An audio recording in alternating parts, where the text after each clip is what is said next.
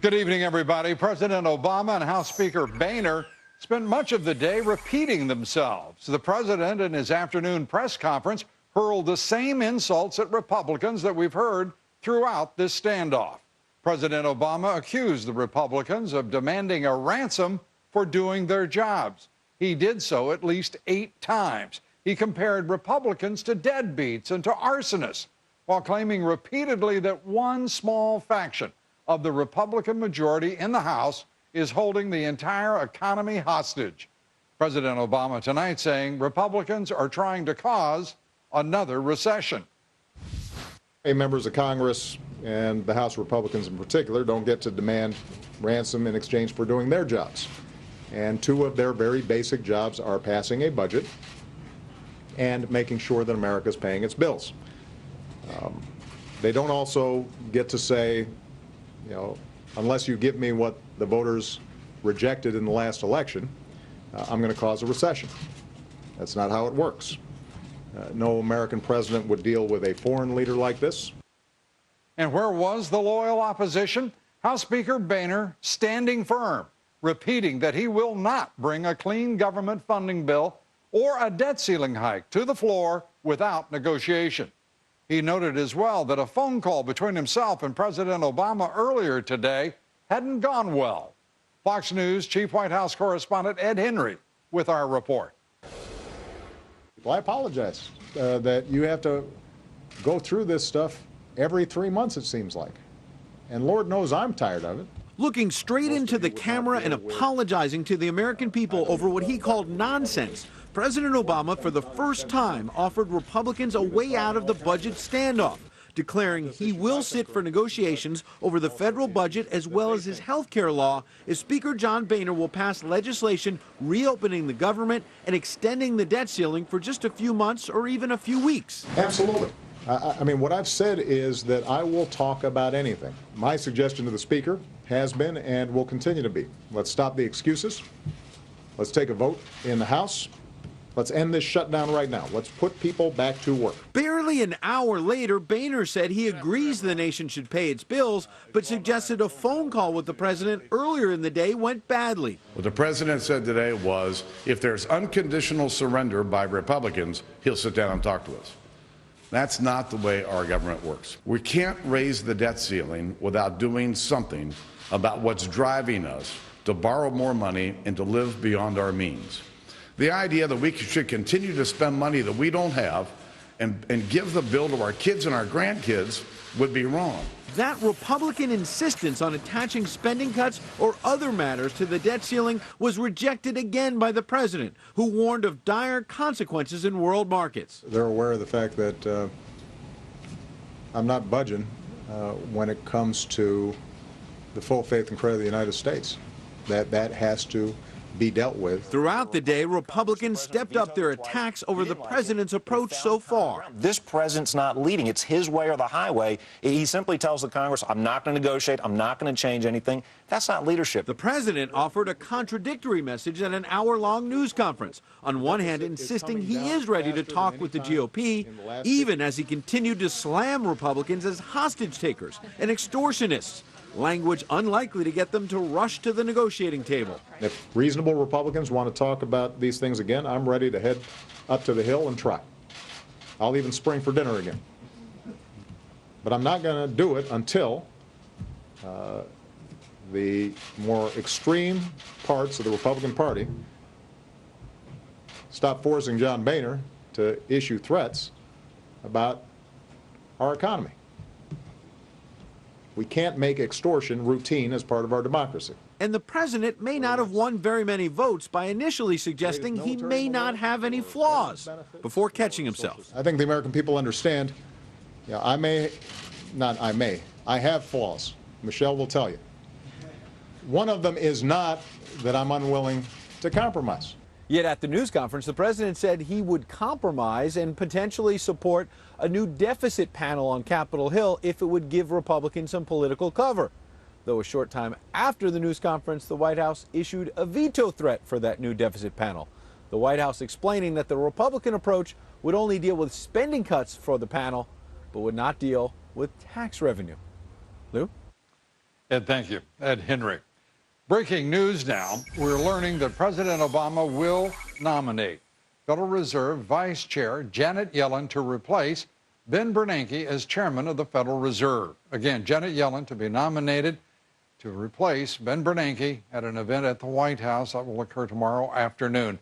Her nomination had been widely expected following Larry Summers' withdrawal.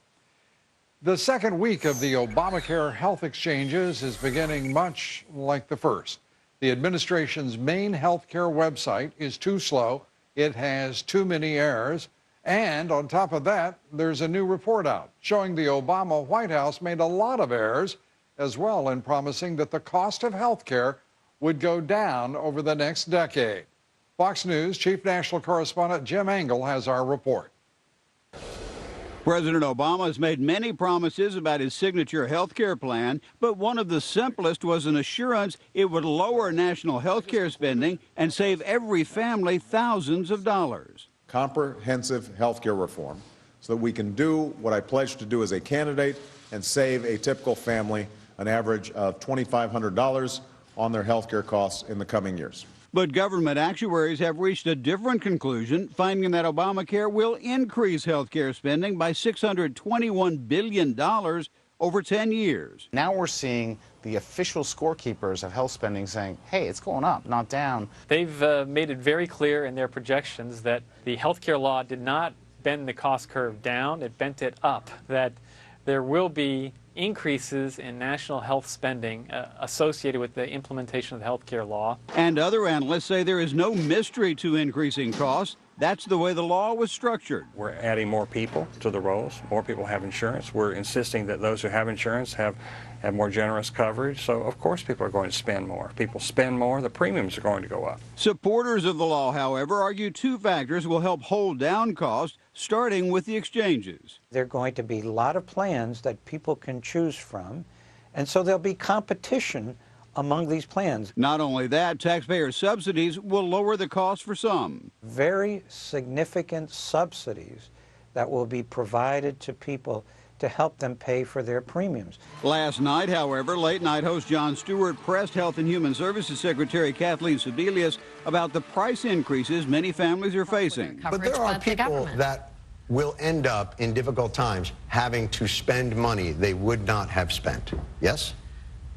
To buy health care if they did not have it, if they did not want it. There are people who will, yes, pay money, and many of them will pay less than they pay for their cable bill or their cell phone bill a month. Whatever you spend on cable or cell phones, that $621 billion increase does not mean a savings of $2,500 a year. So when you divide that across the U.S. population, all Americans are going to see a higher bill per capita from the health care law, not a lower one. Even without the savings, the president seems to argue that insuring the uninsured is worth some sacrifice. But he promised savings in the process, and it appears that will not happen. Lou? Jim, thank you. Well, shutdown or no shutdown, the Supreme Court today opened its session with oral arguments on a case over campaign contributions. Specifically, caps on how much individuals can contribute to candidates for federal office. Fox News Supreme Court correspondent Shannon Bream with the report.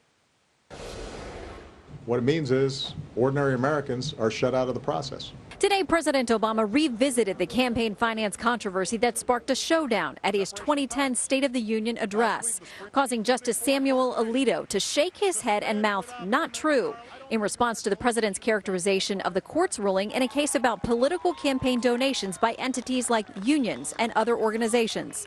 The Supreme Court tackled part 2 of that discussion this morning, this time looking at the constitutionality of limits on individuals who contribute to political candidates, as well as giving to committees controlled by the national parties.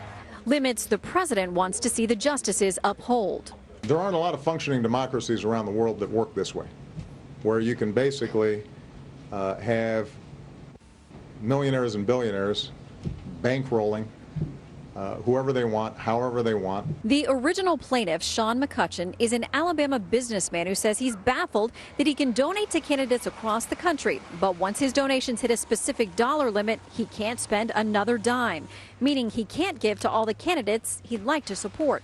Chief Justice John Roberts questioned how that logic squares with the First Amendment, saying, quote, "You could not have a rule that says the Post or the New York Times can only endorse 9 candidates." Others, including Justice Ruth Bader Ginsburg, noted the anti-corruption argument behind the current law, quote, that by having these limits, you are promoting democratic participation, and you won't have the super affluent as the speakers that will control the elections. Opponents of the caps argue, however, that they serve to limit who gets to speak and how. By getting rid of these limits, we can ensure not only that people can do that, but that they're doing so in the most transparent way possible. Harkening back to that 2010 decision today, the president said he believes it's at least partially responsible for the breakdown in Washington, saying this, quote, "Some ideological extremist who has a big bankroll can entirely skew our politics." Lou? Shannon, thank you. Shannon Bream. We'll have much more on the debate over campaign finance. We'll be talking with the former chairman of the Federal Election Commission, Don McGahn. Stay with us.